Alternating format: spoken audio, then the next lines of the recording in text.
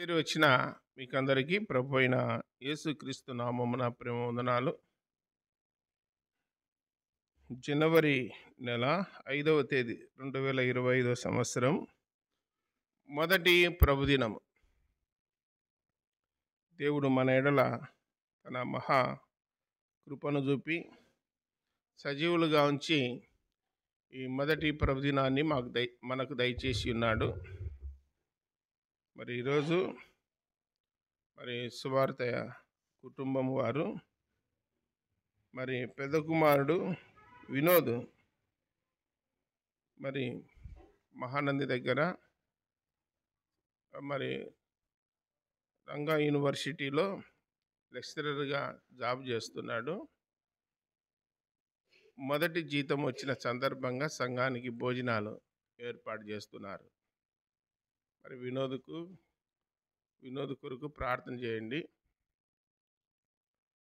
ఈ సమయంలో దేవుని వాక్యంలో నుండి రాజులు 2వ గ్రంథము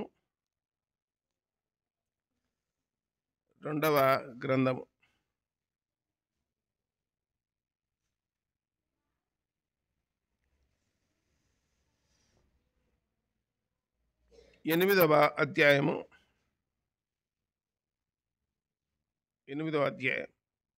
7వ వచనం నుండి చదువుతున్నా. ఎలీషా దమస్కునకు వచ్చెను. ఆ కాలమున సిరియా రాజైన బెన్హదు రోగి అయ్యుండి దైవజనుడైన అతడు ఇక్కడికి వచ్చి ఉన్నాడని తెలుసుకొని హజాయేలును పిలిచి, నీవు ఒక కానుకను చేత పట్టుకొని దైవజనుడైన అతన్ని ఎదుర్కొనపోయి, ఈ రోగము పోయి నేను బాగుపడుదునా లేదా అని అతని ద్వారా యెహోవా యొద్ద విచారణ చేయమని ఆజ్ఞ ఇచ్చి పంపాను. కాబట్టి హజాయేలు దమస్కులో ఉన్న మంచి వస్తువులన్నిటిలో 40 ఒంటెల మోతంత కానుకగా తీసుకొని అతన్ని ఎదుర్కొనపోయి అతని ముందర నిలిచి, నీ కుమారుడును సిరియా రాజు అయిన బెన్హదు నాకు కలిగిన రోగము పోయి నేను బాగుపడుదునా లేదా అని నిన్ను అడుగుటకు నన్ను పంపానని చెప్పాను. అందుకు ఎలీషా, నీవు అతని యొద్దకు పోయి నిక్షేమగా నీకు స్వస్థత కలగవచ్చునని చెప్పుము. అయినప్పటికీ అతనికి అవశ్యముగా మరణము సంభవించును అని యెహోవా నాకు తెలియజేసినని పలికి, హజాయేలు ముఖము చిన్నబోవునంత వరకు ఆ దైవజనుడు అతన్ని తేరి చూచుచు కన్నీళ్లు రాల్చాను. హజాయేలు, నా ఏళ్ల మాడవైన నీవు కన్నీళ్లు రాల్చెదవేమని అతన్ని అడగగా ఎలీషా ఇలాగు ప్రత్యుత్తరమిచ్చాను, ఇశ్రాయేలు వారి గట్టి స్థలము నుండి నువ్వు కాల్చివేయుదువు, వారి యవనస్తులను కత్తి చేత హతము చేయుదువు, వారి పిల్లలను నేలకు వేసి కొట్టి చంపుదువు, వారి గర్భిణీల కడుపులను చింపివేయుదువు. కనుక నీవు వారికి చేయబోవు కీడును నేను ఎరుగుట చేత కన్నీళ్లు రాల్చుచున్నాను. అందుకు హజాయేలు, కుక్కమంటిన వాడనగు నీ దాసుడనైన నేను ఇంత కార్యము చేయుటకు ఎంతటి వాడను అని అతనితో అనగా, ఎలీషా, నీవు సిరియా మీద రాజు వగుదువని యెహోవా నాకు బయలుపరిచున్నాడనెను. చిన్న మాట ప్రార్థన చేద్దాం. పరలోకపు తండ్రి, మహిమగల దేవ, యేసు ప్రభువా, మీ పాదములకు వేలాది స్తోత్రాలు నాయన. మమ్మల్ని ప్రేమించి సజీవులుగా ఉంచి సజీవుడైన మిమ్మల్ని ఆత్మతో సత్యముతో ఆరాధించే భాగ్యం ఇచ్చినందుకు స్తోత్రాలు.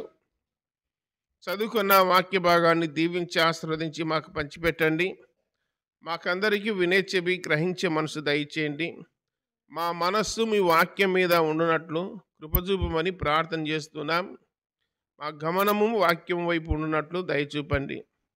ఆయన అటు ఇటు కాకుండా నేరుగా సూటిగా మాతో మాట్లాడి మహిమ పొందండి. నిద్రమత్తున ఆయాసను దూరపరచండి.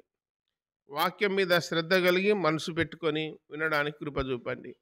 మీ సన్నిధి మాతో ఉంచి మహిమ పొందుదురని ప్రియరక్షకుడైన యేసుక్రీస్తు వారి ఘనమైన నామమున ప్రార్థించి దీనులమై వేడుకొనుచున్నాము తండ్రి. ఆమేన్.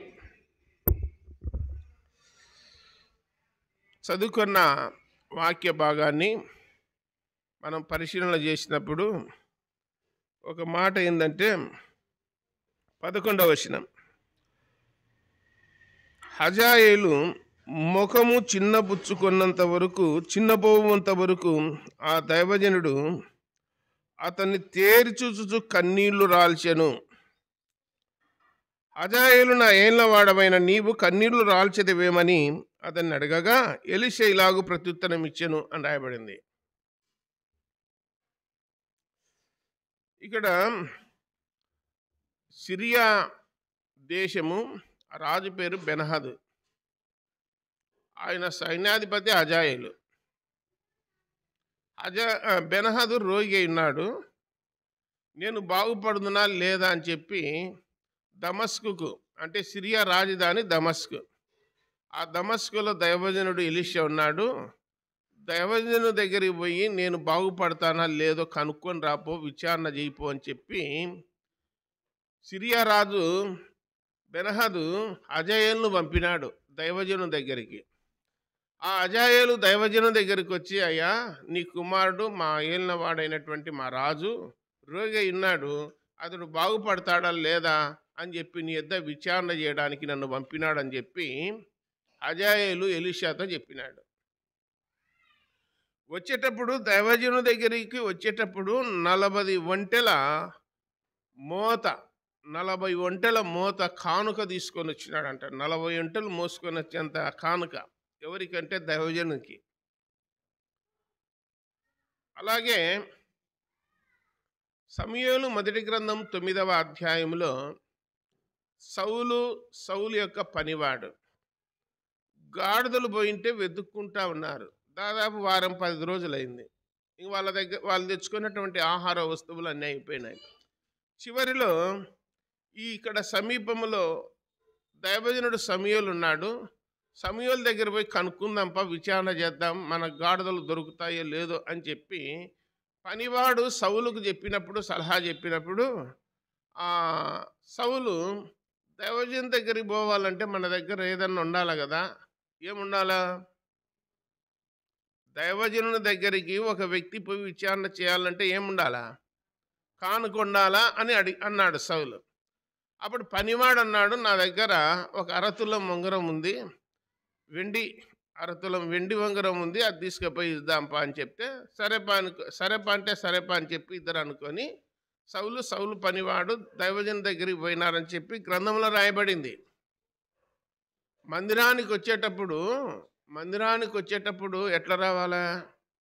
ప్రతి ఆదివారం ఎట్లా రావాలా? నేను మీకు చాలాసార్లు చెప్పింటాను. ఇప్పుడు చాలా ఏళ్ళ మీకు వాక్యం చెప్పబట్టి ఎప్పుడే కానీ క్రిస్టమస్ పండగ రోజు కానీ డిసెంబర్ 31 రోజు కానీ కానుకలు పట్టినామా అంటే మీరు మౌనంగా ఉన్నారంటే అర్థం ఏంటి? నోటితో చెప్పనీకేమి కానుకలు మనం పట్టాము. ఎందుకు పట్టామంటే దైవ గ్రంథంలో దేవుడు ఒక సిస్టమ్ పెట్టినాడు. ఏం సిస్టమ్ పెట్టినాడంటే కొరింథీయులకు రాసిన మొదటి పత్రిక 16వ అధ్యాయం 1వ వచనంలో ఏమని రాయబడిందంటే ప్రతి ఆదివారము సందా లేదా కానుక పోగు చేయవలెను అని రాయబడింది. అందుకని ఆదివారం పూట మాత్రమే కానుక వేసేది. అది పెద్ద పండగ, క్రిస్టమస్ వచ్చినా, గుడ్ ఫ్రైడే వచ్చినా, ఈస్టర్ వచ్చినా, జనవరి 1 వచ్చినా, ఏది వచ్చినా కానుక మనం పట్టము. ఎందుకంటే ఆదివారం మాత్రమే కానుక ఏమని దేవుడు బైబిల్లో చెప్పినాడు. ఆదివారం మాత్రమే రొట్టె విడిచమని చెప్పినాడు. కొందరు ఏం చేస్తున్నారంటే బైబిల్లో ఉంది కదన్నా, అపొస్తలుల కార్యములు 2వ అధ్యాయంలో ఇంటింట రొట్టె విడుచుతున్నారు కదా అంటున్నారు. ఇప్పుడున్న వాళ్ళకి ఏం తెలుస్తుంది ఆ సంగతి? ఇంటింట రొట్టె విడిచినారంటే సంఘముగా కూడుకొని రొట్టె విడిచే వచ్చి ఆ సౌలు అనే యవనస్తుడు పట్టి ఈడ్చి సభకు అప్పచెప్పి టార్చర్ చేసి అతడు హింస పెడతా ఉన్నాడు. ఒక సమాజంగా సంఘముగా కూడుకుంటే ఒకరోజు ఆదివారం దేవుణ్ణి ఆరాధిద్దామని కూడుకుంటే యెరూషలేములో సంఘములు జొరబడి ఎవరికి దొరికిన వాళ్ళను ఈడ్చుకొని పోతున్నారు. అందుకని భయపడి వాళ్ళు కరోనా టైంలో మందిరానికి రాకుండా ఇండ్లలోనే నంద్యాలు ఎట్లా ఆరాధన చేసుకున్నారో ఎవరింట్లో వాళ్ళు ఆ ప్రారంభ దినాల్లో అలాంటి భయంకరమైన సిచ్యువేషన్ ఉంది. యెరూషలేములో సంఘం ఏర్పడినప్పుడు ప్రారంభ దినాలలో ఎట్లుందంటే ప్రతి ఆదివారం దేవుణ్ణి ఆరాధించాలంటే అట్లా ఆరాధించకుండా ఆటంకం చేసినారు. ఆటంకం చేసినందుకు వాళ్ళు ఏం చేసినారంటే ఎవరింట్లో వాళ్ళు రొట్టె ఇరుచుకున్నారని చెప్పి కరోనా టైంలో ఎవరింట్లో వాళ్ళు రొట్టె ఇరుచుకొని దేవుణ్ణి ఆరాధించినారు. కాబట్టి పరిస్థితులను బట్టి అనుకూలంగా అప్పుడు చేసినారు. ఇప్పుడు సంఘం ఏర్పడిన తర్వాత దైవజనుడు పౌలు ద్వారా సంఘాలు కట్టించినాడు దేవుడు. ఆ సంఘాలు ఏర్పడిన తర్వాత సంఘానికి ఒక నియమము అనేది పెట్టినాడు దేవుడు. ఒక నియమం పెట్టినాడు. ఆ నియమం ప్రకారం మనం ముందుకు సాగాల. కానుక ఎప్పుడు వేయాలా అంటే ఆదివారం వేయాలా. కూడికలు ఎప్పుడు పెట్టుకోవాలా అంటే యేసుప్రభు ప్రతిరోజు దేవాలయంలో ఏం చేస్తాడు? ప్రతిరోజు దేవాలయంలో ఏం చేస్తాడు? బోధ చేస్తాడు. ప్రతిరోజు బోధ చేసినాడు. ఇవి ఫండమెంటల్స్ అంటారు, ప్రాథమిక సూత్రాలు. అరణ్యంలో 40 ఏళ్ళు ఇశ్రాయేలు ప్రజలు ఉన్నప్పుడు వారానికి ఒక రోజు తింటున్నారా? మన్నా రోజు తింటున్నారా? రోజు తింటున్నారా? మన్నా వారానికి ఒక రోజు తింటున్నారా? రోజు తింటారు. మీరు కూడా కోటపాట్ల మందిరానికి వచ్చిన వాళ్ళు రోజు ఎన్ని పుట్ల తింటారు అన్నం? రోజు తింటారు అన్నం. మరి వాక్యాన్ని దగ్గరికి వచ్చేలకు దినం మార్చి దినము వారానికి ఒక రోజు తింటే ఎట్లుంటుంది?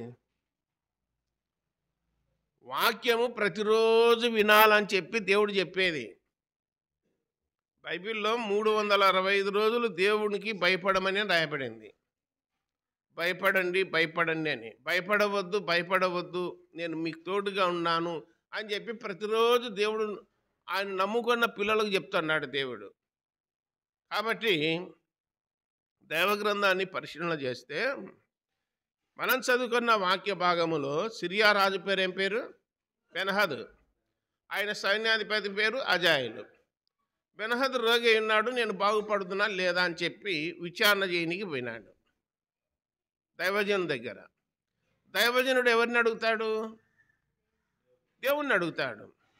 దేవుడు బయలుపరుస్తాడు, దైవజనునికి దేవుడు బయలుపరుస్తాడు. కాబట్టి అలా వెళ్ళినాడు. ఇదే రాజులు 2వ గ్రంథం 1వ అధ్యాయంలో అహజ్యా అనేవాడు ఉన్నాడు. అహజ్యా అనేవాడు ఏం చేసినాడంటే మేడగది కిటికీలో నుండి కింద పడి రోగి అయినాడు. ఎక్రోను దేవత దగ్గరికి పంపినాడు, నేను బాగుపడతానా లేదా అని. అంటే ఒక బొమ్మ దగ్గరికి పోయి విచారణ చేయిపోమని పంపినాడు 50 మందిని. అప్పుడు దైవజనుడు ఏలి ఎదురయ్యి, ఎక్కడికి పోతున్నారంటే మేము బొమ్మ కాటికి పోతున్నాము విచారణ చేసుకోనికి, మాకు బొమ్మ ఏం చెప్తుందో కనుక్కోనికి పోతున్నామంటే, బొమ్మ ఎందుకు మాట్లాడతారా, తెలివి ఉందా లేదా మీకు? దేవుడే చెప్పినాడు నన్ను ఎదురుగా బొమ్మని, నేను వచ్చినాను, మీ రాజు మంచం మీద ఉన్నాడు, ఎక్కిన మంచం దిగకుండానే మరణం అవుతాడని చెప్పు పొర్రన్నాడు దైవజనుడు. ఏలియా చెప్పినాడు. ఇక్కడ ఎలీషా దగ్గరికి అజాయేలు వాడు వచ్చినాడు. వచ్చి నిలబడినాడు. నిలబడతానే ఎలీషా చూసినాడు, ఎగదిగా చూసినాడు ముఖంకెళ్ళి అజాయేలుకి వెళ్ళి. ఏమయ్యా అట్లా చూస్తున్నావు నాకెళ్ళి అన్నాడు. అట్లా చూస్తున్నావు కాదు నాయన, నువ్వు ఏం చేస్తావో ఏం చేయబోతావో దేవుడు నాకు చూపించన్నాడు అన్నాడు. నువ్వు ఏం చేస్తావో ఏం చేయబోతావో దేవుడు అంతా చూపించన్నాడు. ఆ కళ్ళకు కట్టినట్టు నీ పిక్చర్ మొత్తం చూపించన్నాడు నాకు అన్నాడు. అంటే ఏం చూపించన్నాడు అంటే ఇశ్రాయేలు ప్రజలను నీవు శ్రమ పెడతావు, బాధ పెడతావు, ఇబ్బంది పెడతావు. అది రాయబడిన మాట ఏంటంటే 12వ వచనంలో ఇలాగ చెప్తావు, వారి యవనస్తులను కత్తి చేత హతము చేయదవు, ఇశ్రాయేలు వారి గట్టి స్థలమును నీవు కాల్చివేయదవు, వారి పిల్లలను నేలకేసి కొట్టి చంపుదవు, వారి గర్భిణీల కడుపులను చింపివేయదవు, కనుక నీవు వారికి చేయబోవు కీడును నేను ఎరిగినుడి చేత కన్నీళ్లు రాల్చున్నాను అన్నాడు. అజాయేలుకి వెళ్ళి చూస్తానే దైవజనుడు ఏడ్చన్నాడు. అజాయేలు వచ్చింది ఎవరి కోసం వచ్చినాడు? తన యజమానుడు సిరియా రాజు బెన్హదదు బాగుపడతాడా లేదా అని కనుక్కోనికి వచ్చినాడు. ఈ కనుక అజాయేలు సిరియా రాజు బెన్హదదు సంగతి పక్కకు పెట్టర్రి. ఈ వచ్చినోడు కాలాంతకుడు, కాలయముడు, మామూలుడు కాదుడు. దైవజన్ దగ్గరికి వచ్చినాడు. ఆయనకి వెళ్ళి చూచానే దైవజనుడు ఏడ్చన్నాడు. కొన్నిసార్లు సంఘాల్లో గొడవలు పెట్టుకొని మాకు పంచాయతీ చేయరని చెప్పి నంద్యాలకు వచ్చారు ప్రభుదాసయ్య దగ్గరికి. వచ్చినప్పుడు ఆయన వింటాడు. ఇన్నాక ఏం మాట్లాడాడు. ఏం మాట్లాడకుండా ఏం చేస్తాడంటే బొల ఏడ్చాడు. ఎందుకు ఇట్లా చేసుకుంటున్నారు? మనం దేవుని నమ్ముకునేది కొట్లాటలు పెట్టుకోనీకేనా? పంచాయతీలు చేసుకొనీకేనా? ఏం నమ్ముకున్నారా? భయం ఉందా? భక్తి ఉందా లేదా అని చెప్పి ఈ గొడవలు పెట్టుకునే ముఖాలకి వెళ్ళి చూసి మరి ప్రభుదాసయ్య ఏడుచంటాడు. ఎందుకయ్యా అట్లా ఏడుచున్నాము అంటే వీళ్ళు చేసిన పనికి ఇంకా ఏడవక ఏం చేయాలా అంటాడు. అట్లనే హజాయేలు ముఖంకి వెళ్ళి చూచానే దైవజనుడు ఏం చేస్తున్నాడు? ఏడుచున్నాడు. ఎందుకు ఏడ్చున్నాడంటే హజాయేలును వాడు ఏం చేయబోతున్నాడో ఇశ్రాయేలు ప్రజలకు దేవుడు ముందుగానే బయలుపరుస్తున్నాడని చెప్పి చూస్తా ఉన్నాడు. మన అంశం ఏంటంటే తేరు చూసినప్పుడు అని రాయబడింది. తేరు చూసినప్పుడు అనే మాట రాయబడింది. మామూలుగా చూడడం వేరు, తేరు చూడడం వేరు. ఇక్కడే రాజులు 2వ గ్రంథము 6వ అధ్యాయంలో మరి 30వ వచనం, రాజు ఆ స్త్రీ మాటలు విని తన వస్త్రమును చింపుకొని ఇంకా ప్రాకారం మీద నడిచిపోచుండగా జనులు అతన్ని తేరు చూచినప్పుడు లోపల అతని ఒంటి మీద గోనె పట్ట కనబడెను అని రాయబడింది. ఈ ఇశ్రాయేలు రాజు యెహోరాము అలా నడుచుకుంటూ పోతుంటే ప్రజలు చూసినారంట. రాజుకెళ్ళి చూస్తే తేరు చూసినప్పుడు ఏం కనపడుతుంది? లోపల సంచి కట్టుకున్నాడు. లోపల పైన మామూలుగా వస్త్రం వేసుకున్నాడు, కానీ లోపల ఏం కనొస్తుందంటే గోనె సంచి కట్టుకున్నాడు. ఎందుకు గోనె సంచి కట్టుకున్నాడంటే మేము దుఃఖములు ఉన్నాము, కష్టములు ఉన్నాము, ఇబ్బందులు ఉన్నాము, సమస్యలు ఉన్నాము, మాకు పరిష్కారం జరిగేంత వరకు ఈ గోనె పట్టే మాకు దిక్కు అన్నట్టు గోనె పట్ట కట్టుకున్నాడు. ఆయన వస్త్రాన్ని చింపి వేసుకొని రాయబడి వాళ్ళ మాటలు విన్నప్పుడు.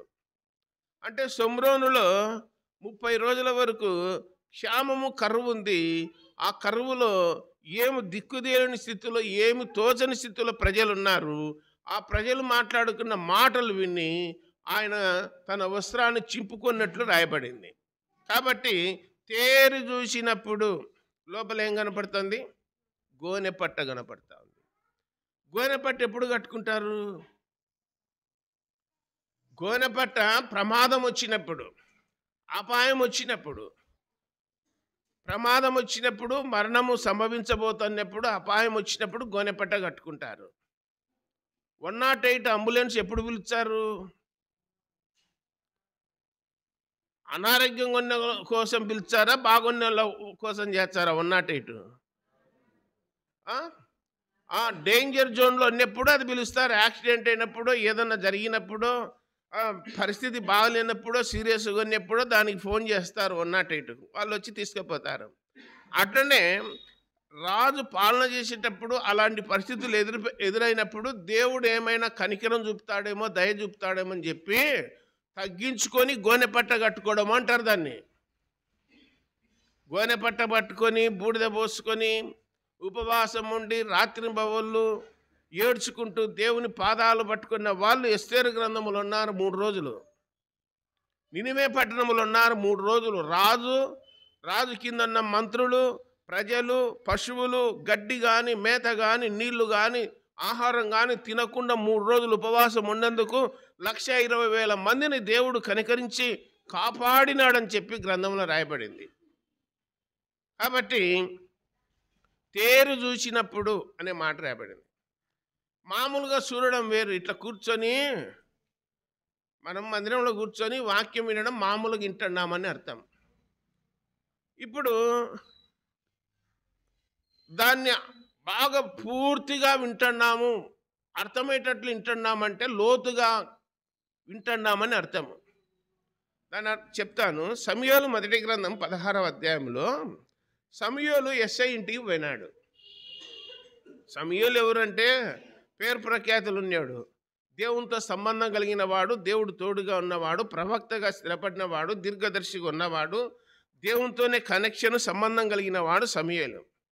సమూయేలు ఎంత దేవునితో సంబంధం కలిగి ఉన్నా, స్నేహం కలిగి ఉన్నా మానవుడే కదా, మనుషుడే కదా సమూయేలు.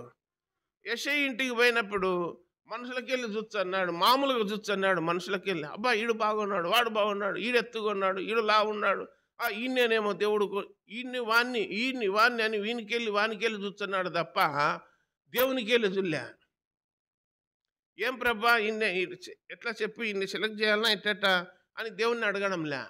తానే నిర్ణయం చేసుకొని ఈయనేమో అంటే దేవుడు పక్కన ఈడు కాదు అంటున్నాడు. ఇంకెవడున్నాడా? యెష్షయిని పిలిచినాడు. ఏమయ్యా అంతా ఇల్లేనా, ఇంకెవరన్నా ఉన్నారన్నాడు. అంటే ఇంకొకడు ఉన్నాడయ్యా. వాడు ఏడున్నాడు? ఇంకొకడు ఎక్కడున్నాడు? అరణ్యంలో చిన్న గొర్రెల మంద ఉంటే దాన్ని మేపుతా ఉన్నాడు, దాన్ని కాస్తా ఉన్నాడు. అంటే అది తేరు చూడడం. అంటే దగ్గరున్నోళ్ళు ఏం పెద్ద కనపడరు, దూరంగా యాన్నో గొర్రెలు మేపేవాడిని దేవుడు గుర్తించి అతన్ని నేను చెప్పినది ఇంట్లో ఉన్నవాడిని కాదన్నాడు. ఇప్పుడు తప్పిపోయిన కుమారుని గురించి రాయబడిందా లేదా? తండ్రి ఉన్నాడు, పెద్ద కుమారుడు ఉన్నాడు, చిన్న కుమారుడు ఉన్నాడు. కానీ చిన్న కుమారుడు ఎక్కడ పోయినాడు? దూరదేశం పోయినాడు. తండ్రి ప్రేమ అంతా ఎక్కడుంది? ఇంట్లోనే వాని మీద ఉందా, దూరదేశం పోయినాడు మీద ఉందా? ఏమట్లా ఇంట్లో ఉన్న వాని మీద ఎందుకు లేదు? ఇంట్లో ఉన్నవాడు ఎప్పుడు ఉంటాడు? ఎప్పుడు కళ్ళెదురుంటున్నాడు? వాని మీద ప్రత్యేకమైన దృష్టి పెట్టాల్సిన పనిలే. అంటే డేంజర్ జోన్లో లేడు ఇంట్లో ఉన్నవాడు, ప్రమాదంలో లేడు, అపాయంలో లేడు. దూరదేశం పోయిన వాడు దేంట్లో ఉన్నాడు? ప్రమాదంలో ఉన్నాడు, అపాయంలో ఉన్నాడు. కనుక తండ్రి మనసు, తండ్రి ప్రేమ ఎవరి మీద ఉందంటే దూరం పోయిన వాని మీద ఉంది. కాబట్టి ఇప్పుడు హజాయేలు దైవజన్ దగ్గరికి వచ్చినాడు. తేరు చూసినప్పుడు అతడు ఏం చేయబోతాడో ముందే చెప్తున్నాడు దేవుడు, ముందే చెప్తున్నాడు. ఇప్పుడు తేరు చూడడం అంటే అర్థం కాలేదు కదా. తేరు చూడడం అంటే ఆదికాండం 18వ అధ్యాయంలో అబ్రహాము మమ్రే దగ్గరనున్న సింధూర వనములో ఉన్నాడు. మమ్రే అనేది ఒక పట్టణం లేదా ఒక ప్రాంతం. ఆ మమ్రే దగ్గర సింధూర వనములో ఒక గుడారం వేసుకొని అబ్రహాం ఉన్నాడు. ఎండపొద్దున దేవుడు వచ్చినాడు అబ్రహాం ఇంటికి. మామూలుగా చూసినప్పుడు ఒకడే కనపడినాడు అబ్రాహాముకు. ఆయన కనులెత్తి చూసినప్పుడు అనే మాట రాయబడింది. అంటే తేరు చూసినప్పుడు అని. ఎంతమంది కనపడినారు? ముగ్గురు కనపడినారు. ఎవరు ఆ ముగ్గురు? తండ్రి, కుమారుడు, పరిశుద్ధాత్ముడు ముగ్గురు వచ్చినారు. ఇంకెందుకు, చాలా రోజులే కదా అబ్రాహామును దర్శించక పోయొద్దాము, సమయం ఆసన్నమైంది కదా, మాట్లాడొచ్చాంపా అని చెప్పి వచ్చినారు. ముగ్గురు వచ్చినారు. ఆ ముగ్గురులో అబ్రహాముకు పరిచయమైంది కుమారుడు ఒక్కడే. తండ్రి పరిశుద్ధాత్ముడు పరిచయం కాలే. అబ్రహాము ఎవరి స్వరం గుర్తుపట్టినాడు? కుమారుని స్వరం. కుమారుడే మాట్లాడేది అబ్రహాముతో. 15వ అధ్యాయము యెహోవా వాక్యము అబ్రహామును దర్శించనని రాయబడింది. కాబట్టి కుమారుడు తెలుసు. కాబట్టి వీళ్ళెవరు అంటే మనోళ్ళే. సరే, మంచిది వచ్చినందుకు ముగ్గురిని ఒకే మాట అన్నాడు. ప్రభువా నీ దాసుని దాటిపోవద్దన్నాడు. ప్రభువులారా అనలే. ఏమనలే అబ్రహాము? ప్రభువా అన్నాడు. ముగ్గురిని కలిపి ప్రభువా అన్నాడు. అంతేగాని ప్రభువులారా అని చెప్పలేదు. సరే, ఇంటికి వస్తానే కన్నులెత్తి చూచినప్పుడు అనే మాట ఉంది. కన్నులెత్తి చూస్తే ముగ్గురు కనపడినారు. అంటే దీర్ఘంగా చూసినప్పుడు, దూరపు ఆలోచన చేసినప్పుడు కనపడినారు. కాబట్టి ఇంటికి తోలుకొని పోయి గుడారం దగ్గర మంచం వేసినాడు, కూర్చోబెట్టినాడు, కాళ్ళు కడుక్కోమన్నాడు, భోజనం సిద్ధం చేసి పెట్టినాడని చెప్పి చూస్తున్నాం. అలాగే ఆదికాండం 22వ అధ్యాయంలో మొరియా పర్వతాలలో ఒక పర్వతం మీద తన కుమారుడైన ఇస్సాకును బంధించి, కాళ్ళు చేతులు బంధించి కట్టెల మీద బండబెట్టి కత్తి పైకి ఎత్తినాడు బలి అర్పించనీకి. అప్పుడు యెహోవా దూత అబ్రహామా అబ్రహామా ఆగు అన్నప్పుడు ఆగినాడు. నువ్వు దేవునికి భయపడువాడు అని రుజువైంది. ఇంకా కత్తి కిందకి పెట్టుకున్నాక కన్నులెత్తి చూచినప్పుడు, అక్కడ 13వ వచనంలో ఒక మాట ఉంది. కన్నులెత్తి చూచినప్పుడు అబ్రహాము ఏం చూడలేదా అంతవరకు? చూసినాడు, మామూలుగా చూసినాడు అక్కడ. చూసినాడు కానీ ఏం కనపడలే. ఇప్పుడు కన్నులెత్తి చూసినప్పుడు పొదలో ఏం కనపడుతుంది? పొట్టేలు కనపడింది. కన్నులెత్తి చూసినప్పుడు పొట్టేలు కనపడింది. వాస్తవంగా మీకు వాక్యం చెప్పనీకి ప్రిపేర్ అయిన 4, 5 ప్రసంగాలు రాసిపెట్టిన నోట్బుక్లో నిన్న పగులు రాత్రి అంతా వెతికి అన్నీ రాసి పెట్టుకున్నా. ఆ రాసి పెట్టుకునేటివి ఏవి చెప్పనీకి నాకు మనసు ప్రేరేపణ రాలే. ఈడ కూర్చొన్నాక ఈ ఈ తేరి చూడడము అనేది నాకు కొంచెం హైలైట్గా కనపడింది, లోతుగా కనపడింది, దీర్ఘంగా కనపడింది. అందుకని ఏంది ఈ అంశము, దీని గురించి చెప్పాలా, ప్రజలు పైగా ఉన్నారా కొంచెం లోతుగా ఉన్నారా అని ఆలోచనలో పడాలని చెప్పి, మనం పైగా ఉంటే ఏం ప్రయోజనం ఉండదు. దేవుడు పై రూపాన్ని ఏం చేస్తాడు? దేవుడు పై రూపమును బాహ్యాన్ని లక్ష్య పెడతాడా? ఏం లక్ష్య పెడతాడు? హృదయము. హృదయం అందరికి కనపడుతుందా? హృదయం ఎవరికి కనపడుతుంది? దేవునికి కనపడుతుంది. మీరు ఇక్కడ కూర్చున్నారు, వాక్యం వింటున్నారు. ఎవరెవరు ఎంత నిష్పత్తిలో రేషియోలో వింటున్నారో నాకు తెలుసునా? కొందరు ఒకసారి చెప్తానే అర్థం చేసుకుంటారు, కొందరికి 4-5 సార్లు చెప్పినా అర్థం చేసుకోలేరు. దేవుడు అలా కొందరు వినేవాళ్ళు ఆ రకంగా తయారైనారు.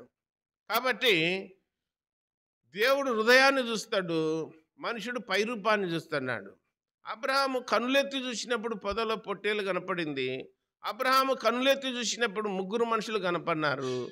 ఇప్పుడు ఇక్కడున్న సహోదరులు, షోమ్రోను పట్టణంలో ఉన్న సహోదరులు రాజుకెళ్ళి తేరు చూసినప్పుడు లోపల రాజు వస్త్రం ఏం ధరించుకున్నాడు? గోనె పట్ట కట్టుకొని ఉన్నాడని తెలిసింది. హజేయులను చూస్తేనే దైవజనుడికి మొత్తం కనపడింది పిక్చర్. నువ్వేం చేయబోతున్నావు అని తెలిసింది అని చెప్పి కన్నీళ్లు రాడ్చినాడు. కొత్త నిబంధన గ్రంథములో అపోస్తల కార్యములు 3వ అధ్యాయం, అపోస్తల కార్యములు 3వ అధ్యాయంలో ఒక శృంగారం అనబడినటువంటి దేవాలయంలో మరి అక్కడ పగులు 3 గంటలకు ప్రార్థనా కాలమున పేతురు, యోహాను, యాకోబులు దేవాలయమునకు ఎక్కి వెళ్ళుచుండగా పుట్టినది మొదలుకొని కుంటివాడైన ఒక మనుషుడు మోసుకొని పోబడుచుండెను. వాడు దేవాలయమునకు వెళ్ళు వారిని భిక్షమడుగుటకు కొందరు ప్రతిదినము వానిని శృంగారమనమును దేవాలయపు ద్వారమున వద్ద ఉంచుచూ వచ్చిరి. 2 రోజులకు ఒకసారా, వారానికి ఒకసారా వచ్చేది? ఏమని రాయబడిందాడా? ప్రతిదినం అని రాయబడింది. మనం కూడా ప్రతిరోజు సాయంత్రం 6:30కు 7కు మందిరం ఉంటుందా ఉండదా? ప్రతిరోజు ఉంటుంది. ఇక్కడ కూర్చున్నారు చాలామంది. కొందరికి లేదేమో అనుకుంటున్నారు, అంటే మందిరం కూడా పనికి పోతుందేమో అని అనుకుంటున్నారు. ప్రతిరోజు ఉండదేమో అనుకుంటున్నారు కొందరు. ప్రతిరోజు ఉంటుంది. సాయంకాలం ప్రతిరోజు కూడిక ఉంటుంది. మందిరం అంటే మామూలుగా ఉంటుంది, ఎప్పుడు ఉంటుంది ఇన్నే. కానీ కూడిక ప్రతిరోజు సాయంకాలము ఉంటుంది అన్నట్టు. ఇక్కడ ప్రతిరోజు వాడిని మోసుకొని వచ్చన్నారంట. ప్రతిరోజు అని రాయబడింది. ప్రతిరోజు యేసుప్రభు దేవాలయంలో బోధ చేస్తున్నారని రాయబడింది. ప్రతిరోజు ఇశ్రాయేలు ప్రజలు మన్నాను కూర్చుకొనిచున్నారని రాయబడింది. కాబట్టి ప్రతిరోజు వాక్యం చదవాల్సిందే, ప్రతిరోజు ప్రార్థన చేయాల్సిందే, ప్రతిరోజు మందిరానికి రావాల్సిందే, ప్రతిరోజు భయం భక్తి కలిగి ఉండాల్సిందే. ఇంకా కొన్ని రోజులు మానుకుందాంలే, కొన్ని రోజులు కలిగి ఉందామంటే దేవుడు ఒప్పుకోడు. దేవుడు ప్రతిరోజు బ్రతికిస్తాడా? వారానికి ఒక రోజు బ్రతికిస్తాడా? ప్రతిరోజు బ్రతికిస్తాడు. కాబట్టి ఇక్కడ ఆ కుంటి భిక్షకుడులా ఏమో దొరుకుతుందేమో వీళ్ళ దగ్గర అని చెప్పి అదే ఎగానిగా చూస్తున్నాడంట. వీళ్ళు కూడా చూస్తున్నారు ఎగానిగా. నువ్వేనా చూసేది? మేము చూడలేము అని వీళ్ళు చూసినారు. వీళ్ళు చూసేసరికి ఆడ రాయబడిన మాట చూడండి, 4వ వచనం. పేతురు, యోహాను వాడిని తేరు చూచి, వాని మనసులో ఏదో పెట్టుకున్నాడని చెప్పి వీళ్ళకి అర్థమైంది. మా తట్టు చూడు అన్నారు. అంటే పోయేటప్పుడు చూస్తున్నాడా లేదా? మామూలుగా మెట్లెక్కిపోతుంటే చూసినాడా లేదా? పేతురు, యోహానులను మామూలుగా చూడడం వేరు, పరిశీలనగా చూడడం వేరు. కాబట్టి మా తట్టు తేరి చూచి మా తట్టు చూడమని వాడు వారి యొద్ద ఏమైనా దొరుకునని కనిపెట్టుచు వారి యందు లక్ష్యముంచెను. అంతటా పేతురు, వెండి బంగారములు నా యొద్ద లేవు గాని నాకు కలిగినదే నీకు ఇచ్చుచున్నాను. నజరేయుడైన యేసుక్రీస్తు నామమున నడువమని చెప్పి వాని కుడి చేయి పట్టుకొని లేవనెత్తాను అని రాయబడింది. మాకు కలిగింది ఇచ్చాన్నామయ్యా. ఏమి ఇస్తున్నామంటే నజరేయుడైన యేసుక్రీస్తు నామమున లేచి నడువు అన్నాడు. ఏందయ్యా 40 ఏండ్లైంది ఈ మందిరం దగ్గర ఉండబట్టి. ఈ మందిరానికి చాలామంది వచ్చినారు, బోధకులు, వాక్యం చెప్పేటోళ్ళు. వాళ్ళు నాకు వెళ్ళి చాలాసార్లు చూసినారు. 5ో 10ో కారణంగా ఆ భిక్షం వేసిపోయినారు తప్ప ఈ విధంగా చెప్పిన వాళ్ళు ఎవరు లేరు. లేచి నడవమంటున్నావు ఏంటి సంగతి అంటే, యేసుప్రభు నామన లేచి నడువు అన్నారు. అంటానే దిగ్గున లేచినాడు మన్నాడు. పాదాల్లో బలం వచ్చింది, శక్తి వచ్చింది. వీళ్ళకంటే ముందు పోయినాడని రాయబడింది. మందిరం లేకపోయి గంతులు వేయించు దేవుణ్ణి మహిమపరచుడు. నాకు కాళ్ళు వచ్చినాయి, యేసుప్రభు కాళ్ళు ఇచ్చినాడు, నజరేయుడైన యేసు నామమున నేను లేచి నడుస్తాను అని చెప్పి ప్రజలందరినీ విభ్రాంతికి గురి చేసినాడు. ఎవరు ఇప్పుడు అరుచున్నాడు లోపలని చూస్తే మెట్లకాడున్నాడు. ఎప్పుడే కానీ మెట్లకాడనే చూసి వానికి యాసిరికి వచ్చింది. దేవాలయం లోపల ఏముందో ఎప్పుడు చూసినోడే కాదు. వికలాంగులను, అంగహీనులను లోపలికి రానియరు. అది వాళ్ళ సిస్టమ్. వాళ్ళు ఎంతసేపు పెద్ద చర్చి కాడ ఉంటారు తెలుసా మీకు? ప్రతి ఆదివారం ఉంటారు. ఆ గేటు దగ్గర, ఈ గేటు దగ్గర 3 4 ఉన్నాయి గేట్లు. ప్రతి గేటు దగ్గర ఉంటారు. వాళ్ళు ఆ గేట్ల కాడ తప్ప లోపలికి పోయి అంత రౌండ్ తిరుక్కొని రారు. తెలుసా మీకు? వాళ్ళు లోపలికి ఎప్పుడు రారు. వాళ్ళు ఎప్పుడు వచ్చారు లోపలికి? వాళ్ళు అడుక్కునే స్థితి మార్చుకొని వాళ్ళు కూడా యేసుప్రభువునందు విశ్వాసం ఇచ్చినప్పుడు వాళ్ళు కూడా లోపలికి రావచ్చు. ఇప్పుడు లోపలికి నేరుగా పర్మిషన్ వచ్చింది. 40 ఏళ్ళ ముంటి బయట ఉన్నాడు. ఈరోజు ఎక్కడ పోయినాడు? లోపలికి పోయినాడు. పోయి చూసి సంతోషంగా గంతులు వేస్తున్నాడు, దేవుణ్ణి మహిమపరుస్తాడు అని రాయబడింది. తేరు చూసినప్పుడు అనే మాట చూస్తున్నాం. లూకాసు వార్త 5వ అధ్యాయంలో పేతురు, యోహాను, యాకోబు ఇంకా కొందరు శిష్యులు దోణెలు తీసుకొని వలలు ఎచ్చన్నారు. వలలు దేనికి ఎచ్చన్నారు? చేపలు పట్టడానికి. ఏం వాళ్ళకి తెలియదు చేపలు పట్టేది. వాళ్ళు పుట్టుకతోనే బేస్తవాళ్ళు తెలుగోళ్ళు అంటారు మన భాషలో. తెలుగోళ్ళు లేదా బేస్తవాళ్ళు చేపలు పట్టేటోళ్ళు. ఈ చేపలు పట్టేటోళ్ళు వల ఎచ్చన్నారు. వల ఎచ్చంటే యేసుప్రభు పోయినాడు. ఏమ్మా కొంచెం లోతుకు నడిపి దోణని అన్నాడు. కొంచెం ఎట్లా నడిపేయాలా? లోతుకు అన్నాడు. అంటే ఇప్పుడు దోణి ఎక్కడుంది, పడవ ఎక్కడుంది? ఒడ్డునుందా, లోపల ఉందా? ఒడ్డునుంది అని అర్థము. లోతుకు నడిపి అని యేసుప్రభు అంటున్నాడంటే మీరు ఇంకా ఒడ్డునే ఉండారని అర్థము.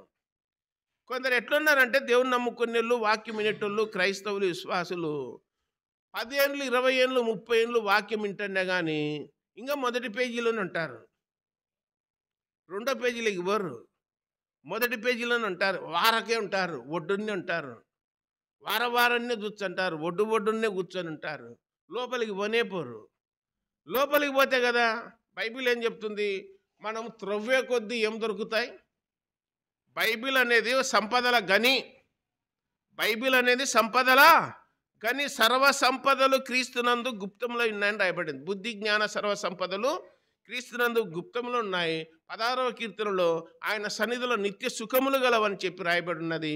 కాబట్టి అది త్రవ్వే కొద్దీ బైబిల్లో రాయబడిన 12 రకాలు ఉన్నాయి. మరకతం ఉంది, గోమేదకం ఉంది, పుష్యరాగం ఉంది, నీలం ఉంది, వైడ్యూర్యం ఉంది, వజ్రాలు ఉన్నాయి, రత్నాలు ఉన్నాయి, ముత్యాలు ఉన్నాయి, కెంపులు ఉన్నాయి అని చెప్పి రకరకాలవి రాయబడినాయి.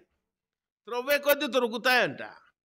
మీకు వాక్యం చెప్పాలంటే కోడి పిల్లలకు ఏం చేస్తుంది? దిబ్బ మీద ఉంది అనుకో కోడి, పిల్లల్ని మీరే గెలుక్కొని తిన్నారంటదా? ఏం చేస్తుంది?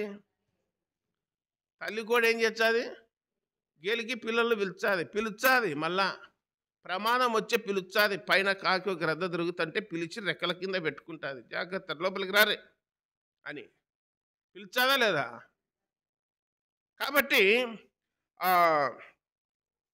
దేవుని వాక్యాన్ని పరిశీలన చేసినప్పుడు తేరు చూడడం అన్నప్పుడు లోతుకు నడిపి అన్నాడు. ఒడ్డున్నే ఉండకూడదు, ఎన్నేళ్ళున్నా లోపలికి ఉండాల.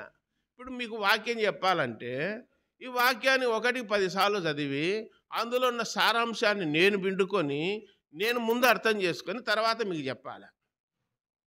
నేను అర్థం చేసుకొని మీకు చెప్పాలి. నాకే అర్థం కాకపోతే మీకేం చెప్తా? మీకేం చెప్పలేను. నాకు అర్థమయ్యేటట్లు చెప్పాల్సింది ఎవరు? దేవుడు. మీకు అర్థమయ్యేటట్టు చెప్పాల్సింది నేను. వాక్యం చెప్పేవాళ్ళు దేవునికి ప్రజలకు మీడియేటర్లు. మీడియేటర్ చేతుల్లో ఏం ఉండదు. ఆయన పొమ్మంటే పోవాలా, రమ్మంటే మళ్ళీ పైకి పోవాలి, అంతేగా, ఏం లేదు.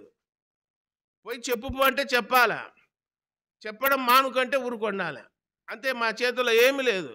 కాబట్టి లోతుగా ధ్యానం చేయాలి దీన్ని. ఇప్పుడు దావీదు ఏమంటాడంటే 63వ కీర్తనలో, ప్రభువా రాత్రిపూట నేను మంచం మీద పనుకొని నేను ధ్యానం చేస్తా ఉంటే నాకు ఎట్లుందంటే క్రొవ్వు మెదడు తిన్నెట్లుంది అన్నాడు. క్రొవ్వు మెదడు ఎప్పుడన్నా తిన్నారా మీరు? కొన్ని చేపలు కాల్చింటారు తెలుసు, ఇవి చేపలు రోస్ట్ చేసింటారు తలకాయలు. ఎట్లుంటుందో తెలిసినా చాలామంది చెప్తా ఉంటారు, ఫిష్ది తలకాయ ఉంటుంది, లావు ఉంటాయి, తెలుసా మీకు? దాంట్లో మెదడు ఉంటుంది. మెదడు ఎట్లుంటుందంటే నెయ్యిలాగా ఉంటుంది. కావాలంటే తిని చూడండి. లోపల ఉండేది నీకు వాళ్ళు రోస్ట్ చేసి పెన్నెం మీద పెట్టింటారు. అది తింటే ఎట్లా టేస్టీగా ఉంటుంది, చాలా రుచిగా ఉంటుంది. చాలామంది ఇదే అలా తలగా బాగుండదు అంటారు, కానీ అది చాలా టేస్ట్గా ఉంటుంది. కొందరు పొట్టెల్ని తలకాయ కూర తింటుంటారు, తెలుసా మీకు? మామూలుగా మటన్ కంటే తలకాయ కూర తెప్పించుకొని తింటుంటారు స్పెషల్గా. హోటల్లో కూడా అడుగుతారు తలకూర ఉంది అని. అట్లా వాక్యంలో కూడా దావీదు ఏమన్నాడంటే, నేను నిన్ను ధ్యానం చేస్తుంటే ఏం దొరికినట్టుంది అంట? క్రొవ్వు మెదడు దొరికినట్లుంది అంట. అంత రుచిగా ఉందంట. ఏంటి? వాక్యం. కొందరికి ఎట్లుంటుంది? భయము కలిగిన వాళ్ళకు, భక్తి కలిగిన వాళ్ళకు, విశ్వాసం కలిగిన వాళ్ళకు వాక్యం అంటే భయము, యేసుప్రభు అంటే భయము, లోకం లేకపోతే, పాపం లేకపోతే నరకానికి పోతామన్న భయం కలిగిన వాళ్ళకు ఇది ఉంటుంది క్రొవ్వు మెదడు లెక్క.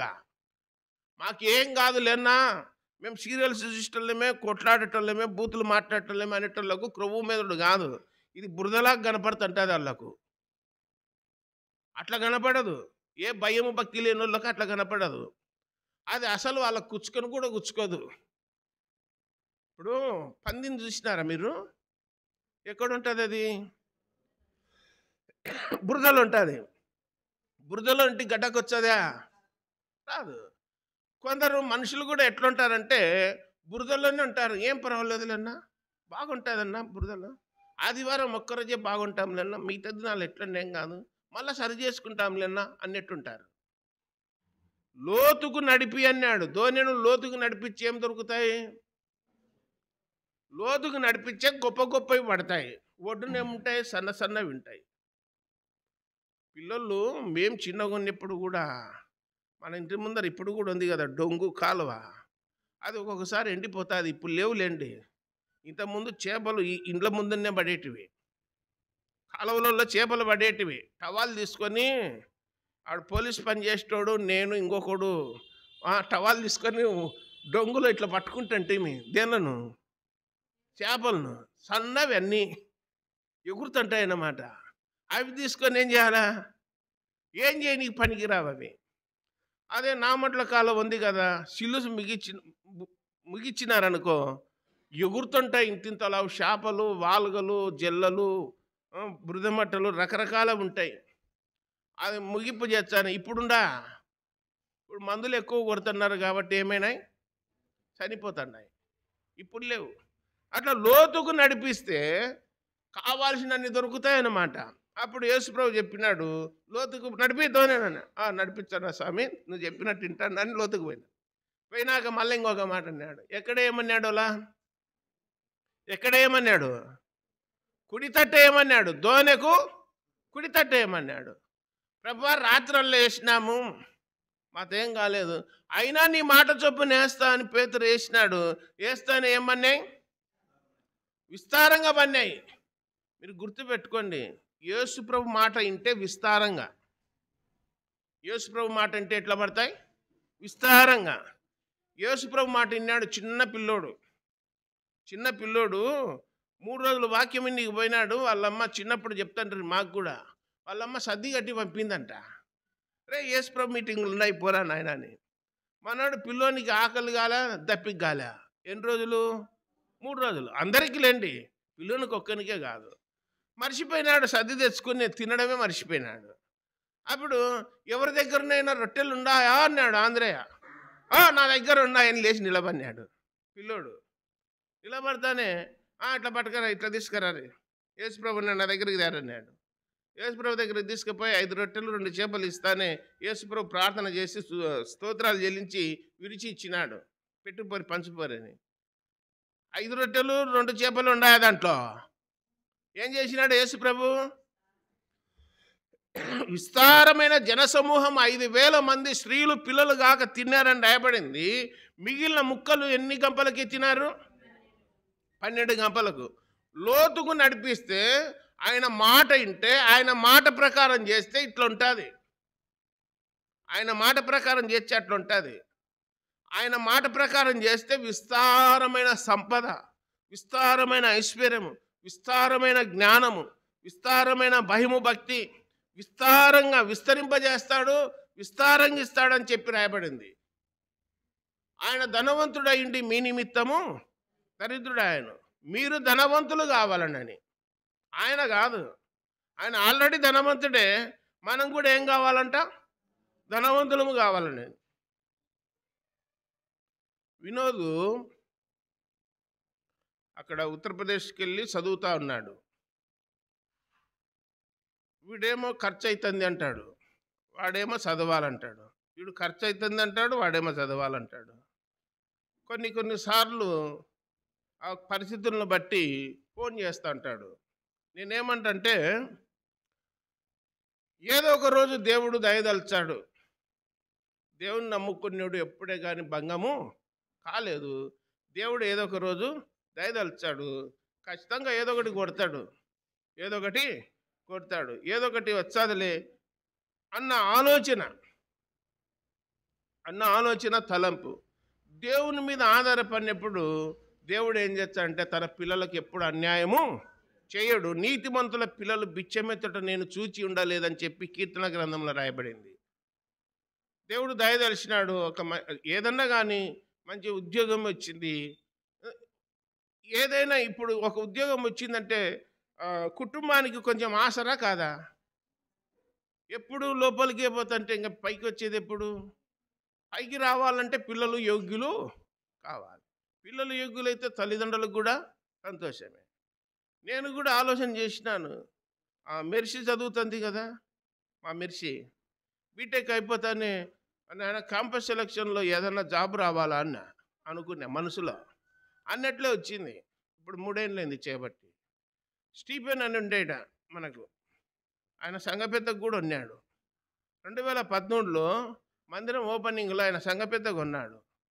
మరి ఏం చేయాలనో, ఎట్లా భయం ఉందో, ఎట్లా భక్తి ఉందో, ఎట్లా నేర్చుకుంటున్నారో నాకైతే తెలియదు. కానీ మా వాని కోసం ప్రార్థన చెయ్యర్రి అని చెప్తే ఆ స్లిప్పులు ఇప్పుడు కూడా ఎత్తి పెట్టుకున్నాను. మధు అని పేరు, జాన్. మధు కోసం వాడు 10th ఫస్ట్ వచ్చినాడు, ఇంటర్లో ఫస్ట్ వచ్చినాడు, స్టేట్లో 4th ర్యాంక్ 6th ర్యాంక్ వచ్చినాడు. వానికి డైరెక్ట్గా IIITలో సీట్ వచ్చింది. అక్కడ పోయినాడు, చెన్నైకి పోయినాడు. అక్కడ వేరే ఒక కాలేజీలో చదివినాడు. అక్కడ జాబ్ వచ్చింది. ఈడ జాబు రావాలని ప్రార్థనలు చేసినాం. మొత్తం మీద పల్లె దగ్గర ఇండ్లు కట్టుకొని అక్కడ ఉన్నాడు. మొత్తం మీద ఏది ఏమైనా దేవుని నమ్ముకున్నలకు దేవుడు అన్యాయము చేయడు. కాబట్టి వాక్యాన్ని పరిశీలన చేస్తూ ఉన్నప్పుడు లోతుగా మనము ఒడ్డుని ఉండాలన్నా లోపలికి పోవాలన్నా? కొంచెమన్నా పోవద్దా లోపలికి?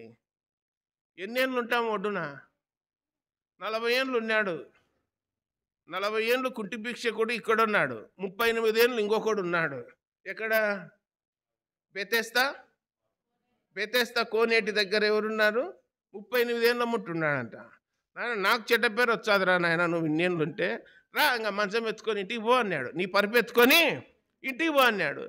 అంటే 38 ఏళ్ళ స్వామి ఉండబట్టి అంటే ఇంకా చాలు, నువ్వు ఉన్నది చాలు, ఇంటికి పోదురా అన్నాడు. 40 ఏళ్ళైంది స్వామి ఈడ ఉండబట్టి అన్నాడు. ఇంకా నువ్వు ఈడ ఉండడం బాగలేదు, పేతురు పోదురా, కాళ్ళు వచ్చినాయి ఇంకా పోదురా అన్నాడు. యోహాను సువార్త 9వ అధ్యాయంలో పుట్టిగుడ్డివాడు అతనికి కూడా 40 ఏండ్లు. పుట్టి గుడ్డివానికి ఎన్నేండ్లు? 40 ఏండ్లు. అతడు 40 ఏళ్ళ ముట్టి గుడ్డితనంతో ఉన్నాడు. ఇప్పుడు యేసుప్రభు దగ్గరికి వచ్చినాడు. యేసుప్రభు దృష్టి ఇచ్చినాడు, చూపు వచ్చింది. చూపు వచ్చానే ఇంటికి పోయినాడు. మా తల్లిదండ్రులు చూసి సంతోషపడినారు కానీ యూదులకు భయపడినారు, ఎలియొచ్చారని భయపడి వాళ్ళ మెదలు కాకుండా ఉన్నారు. నా కన్ను వచ్చినా చాలా సంతోషం, ఇంకేదో ఒక పని చేసుకొని బతుకుతావు, ఇబ్బంది ఏం లేదు అని చెప్పి సలహా కూడా ఇచ్చినారు. ఇచ్చినాక యూదులలో వచ్చినారు గుడ్డివాద. ఎవరు నీ కళ్ళు ఇచ్చింది? ఎట్లా వచ్చినాయి కళ్ళు చెప్పు అంటే, ఏమాయా ఒక ఆయన వచ్చినాడు, కళ్ళ మీద బురద పెట్టినాడు, కడుక్కోపోమ్మన్నాడు, సిలోయం కొన్నిట్లో కడుక్కున్నాను, చూపు పొందినాను. ఆయన కడుక్కోమని చెప్పినాడు, నేను కడుక్కున్నా, చూపు వచ్చింది. అంతేనా? అది మాత్రం, ఇంతకుముందు చూపు లేదు, ఇప్పుడైతే చూపు వచ్చింది. ఇది మాత్రం ఒకటి నేను ఎరుగుదును అన్నాడు. ఇంతకుముందు గుడ్డివాడున్న ఇంటి, ఇప్పుడు నాకు చూపు వచ్చింది. 2-3 సార్లు అడిగినారు, ఎట్లొచ్చిందో చెప్పురా, మళ్ళీ తిక్కోళ్ళని చేస్తున్నా ఎట్టట చెప్పు అన్నాడు. అంటేనే, ఏమాయా మీరు కూడా ఆయన శిష్యులు కావాలని ఉండారా అన్నాడు. నువ్వే వాని శిష్యులు, మేమెందుకైతాము, మేము మోసే శిష్యులము, అబ్రహాం శిష్యులము, ఏమనుకుంటున్నావు అని చెప్పి ఆ సంగతి తెలుసుకొని ఆ గుడ్డివాడిని ఏం చేసినారంటే, నువ్వు మాకు బోధ చేచ్చా, ఈరోజు కళ్ళు వచ్చినాయని ఏం చేస్తున్నావు, బోధ చేచ్చా నువ్వు. కొందరు అంటారు చూడు, ముందొచ్చిన చెవుల కంటే వెనకొచ్చిన కొమ్ములు మిన్న అని అంటారు. ఇప్పుడు గుడ్డోడు 40 ఏళ్ళ ముందు వీళ్ళంతా చూసినారు, ఇప్పుడు ఈయన కళ్ళు వచ్చానే వాళ్ళకు బోధ చేస్తున్నాడు. మీరు కూడా యేసుప్రభు శిష్యులు కావాలన్నా నిన్న ఆయన అనేది గుడ్డివాడే.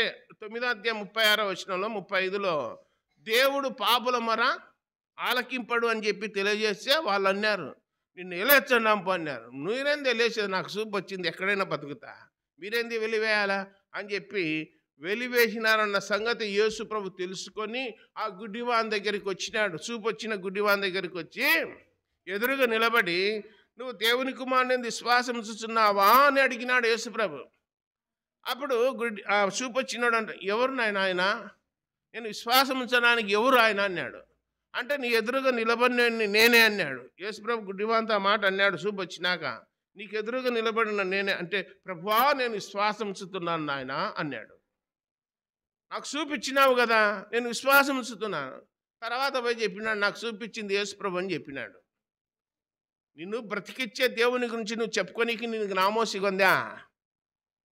బ్రతికించే దేవుణ్ణి యేసుప్రభు దేవుడు అని చెప్పుకోవడానికి నామోసి ఎందుకు? ఈ నడుమ సోషల్ మీడియాలో చూస్తున్నాము, మన రాజస్థాన్లో సహోదరులు క్రిస్టమస్ పండగ రోజు చర్చికి పోయి బైబిల్ తీసుకొని ఉంటే వాళ్ళ నల్ల పట్టుకొని వచ్చి ఒక స్తంభానికి కట్టేసి యేసుప్రభు దేవుడు కాదని చెప్తారా లేదా అని చెప్పి వాళ్ళకు కుంకుమ బొట్లు పెట్టి జై శ్రీరామ్ అని చెప్తారా లేదని చెప్పి కొడుతున్నారు. వాళ్ళైతే ఏం మాట్లాడలేదు, ఏమన్నా ప్రాణమైనా పర్వాలేదని చెప్పి తెగబడి ఉన్నారు. మొరటోళ్ళైనా ఏం పర్వాలేదు, అట్లా తయారు లోకంలో చూస్తూ ఉన్నాము. కాబట్టి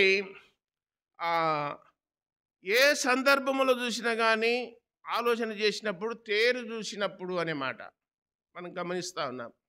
అలాగే దేవుని గ్రంథములో పరిశీలన చేసినప్పుడు సంఖ్యాకాండము 22వ అధ్యాయము 31వ వచనంలో ఏం రాయబడిందంటే, బిలాము అనేటువంటి ఒక ప్రవక్త ఉన్నాడు. బిలాము గాడిద మీద పోతున్నాడు. ఎవరి దగ్గరికి పోతున్నాడు అంటే, మోయాబు దేశంలో ఉన్న బాలాక్ అనే రాజు దగ్గరికి పోతున్నాడు. పోతామంటే మధ్యలో యెహోవా దూత ఖడ్గం పట్టుకొని నిలబడినాడు అడ్డంగా. గాడిద చూసింది, యెహోవా దూతకెళ్ళి చూసి గాడిద పక్కకు పోకుండా ఉంది. బిలాం ఏం చేస్తాడు తెలిసినా, పోతా లేదని కొడుతున్నాడు దాన్ని. దేన్ని కొడుతున్నాడు? గాడిదను. అది పోకుండా ఇట్లా నుసిలి అట్లా నుసులుతుంది, ఇంకా కొడుతున్నాడు. పోతుంటే ఒక ఇరుకు సందు ఉంటే ఇరుకు సందులోకి పోయి కూలబడింది. కూలబడితే బిలాముకు మోకాల చిప్పలు దొక్కపోయినాయి. ఎంత పని చేసేవి గాడిద నువ్వు నన్ను, నేను పలాని స్థలానికి పోవాలి, నేనుంటే ఈడ కూలబడినే ఉన్నా, ప్రయాణం చేయకుండా అని చెప్పి 2-3 ఏట్లు కొట్టినాడు. కొడతానే ఏం బిలాం కొడతాండి అవ్వనింది గాడిద. ఏమనింది? ఏం పోగొడుతున్నావు అని. 10 ఏండ్లయింది నిన్ను మోయబట్టి అనింది గాడిద. ఎన్ని ఏండ్లయిందంట? 10 ఏండ్లయిందంట బిలామును మోయబట్టి. ఎప్పుడన్నా నిన్ను కిందేసినానా అనింది. లేదు అంటున్నాడు. బిలాము ఎవరితో మాట్లాడుతున్నాడు? గాడిద ఎవరితో మాట్లాడుతుంది? బిలాముతో. బిలాము గాడిదతో మాట్లాడుతున్నాడు, గాడిద కూడా బిలాముతో మాట్లాడుతుందంటే ఇద్దరు ఏమైనారు? ఇద్దరు మాట్లాడుకుంటున్నారంటే అర్థమేని? అర్థం కాలేదా మీకు? మీకు అర్థం కాలేదా? గాడిద మనిషితో మాట్లాడుతుందంటే, మనుషుడు గాడిదతో మాట్లాడుతానంటే ఇద్దరు ఏమైనారు? ఇద్దరు మనుషులన్నా కావాలా, లేదంటే ఇద్దరు గాడిదలన్నా కావాలా? అప్పుడే కదా మాట్లాడలేదు. ఇప్పుడు కోళ్ళకు కోళ్ళ భాష వచ్చు, కుక్కకు కుక్కల భాష వచ్చు, బర్రెలకు బర్రెల భాష వచ్చు, మనుషులకు మనుషుల భాష వచ్చాది. మనం పోయి బర్రెతో మాట్లాడతామా? ఎన్ని లీటర్లు ఇచ్చావు బర్రెం ఈరోజు అని అంటే ఎట్లుంటుంది? ఈడెవడ తిక్కోడు ఇట్లా అడుగుతున్నాడు అనుకుంటారు. మనం మాట్లాడాం కదా. మరి గాడిద మాట్లాడుతుంటే ఇది గాడిదే కదా, నేను మనిషిని కదా, ఇదేంది నాతో మాట్లాడుతుందని చెప్పి ఆలోచన చేయాలా?